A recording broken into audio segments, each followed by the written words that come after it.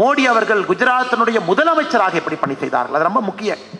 எப்படி குஜராத்தில் விவசாயத்தை வளர்த்தினாங்க, பஞ்ச கிராம மித்ரா யோஜனா என்று ஒரு கிராமத்தினுடைய பஞ்சாயத்து தலைவர்களுக்கு தனியா நிதி ஒதுக்கினாங்க.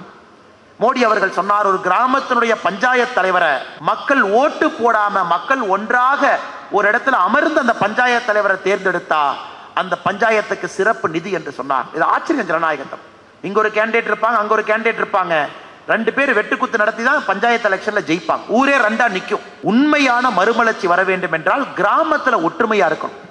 கிராமத்துல தேர்தல் என்கின்ற பேர்ல 2 பேர் சண்டை போட்டு பிளவு வந்துவிட்டால் எப்படி வளர்ச்சி வரும் என்பதற்காக முதல் முறையாக பாரத பிரதமர் நரேந்திர மோடி திட்டத்தை கொண்டு வந்தாங்க. பஞ்சாயத்து தேர்தல், ஒரு வேட்பாளரை கிராமமே சேர்ந்து முடிவெடுத்து போட்டியின்றி ஒரு வேட்பாளரை நீங்க தேர்ந்தெடுத்தீங்கன்னா பஞ்சாயத்து தலைவராக மாநில அரசு சிறப்பு நிதி அந்த பஞ்சாயத்துக்கு கொடுக்கும் என்று சொன்னார். இது போன்ற பல யோசனைகள்.